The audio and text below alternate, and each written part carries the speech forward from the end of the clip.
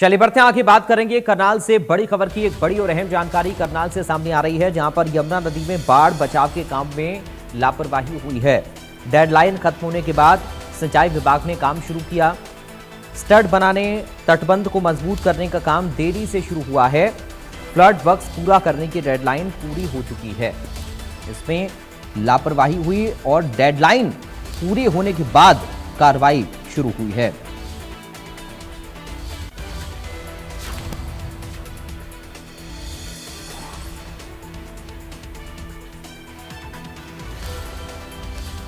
तो डेडलाइन खत्म होने के बाद सिंचाई विभाग ने काम शुरू किया।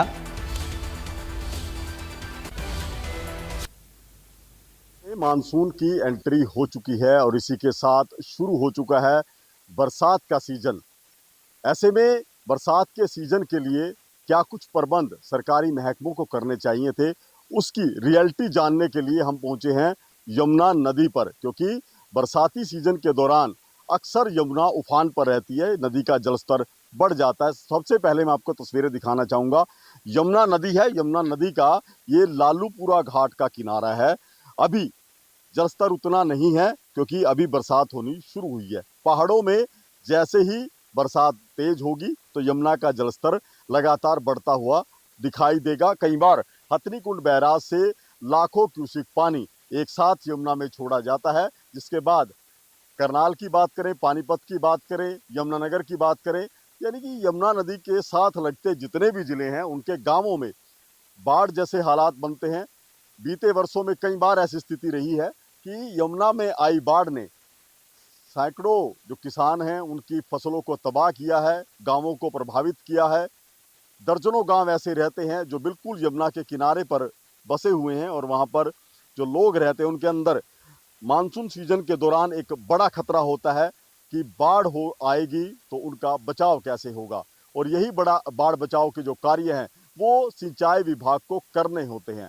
30 जून की डेडलाइन रखी गई थी कि 30 जून से पहले बाढ़ बचाव के कार्य कर लिए जाएंगे, क्योंकि इस बार सरकार यमुना के तटबंध स्टड को मजबूत करने के लिए करीब 25 करोड़ रुपए खर्च कर रही है।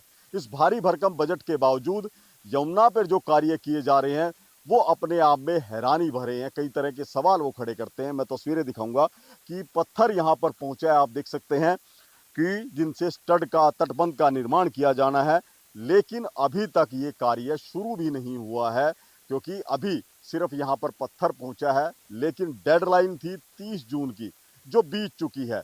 अब आनन फानन में क्या किया जा रहा है, आप देख सकते हैं कि जो पत्थर यहाँ पर लाया गया था उसको डंपर्स के जरिए ऐसे ही यमुना के किनारे पर फेंका जा रहा है। आप देख सकते हैं कि किसी तरह की कोई तारबंदी नहीं है। जो जाल लगाया जाना चाहिए था इस स्टड को, इस तटबंध को मजबूत करने के लिए, उसके बाद पत्थर लगाए जाने चाहिए थे, वैसा नहीं है। हम आपको दिखाएंगे कि किस तरह से जाल लगता है, वो भी तस्वीरें साझा करेंगे।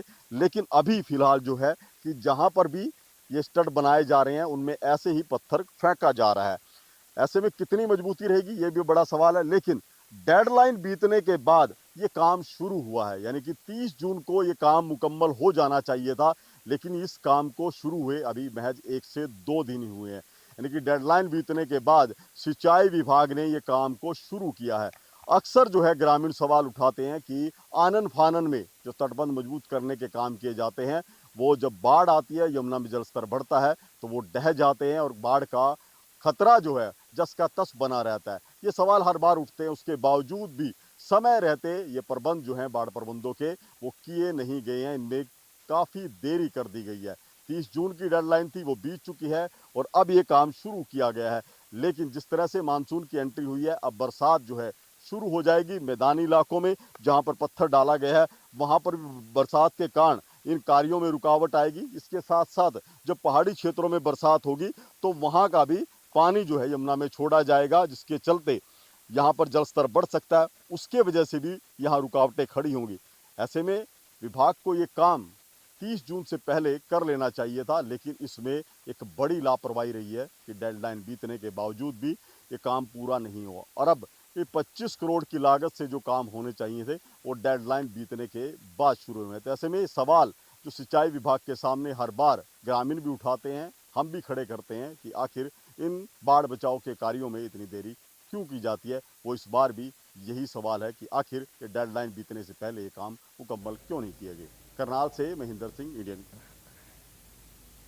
करनाल से बड़ी खबर की बात करेंगे। एक बड़ी जानकारी करनाल से इस वक्त सामने आ रही है।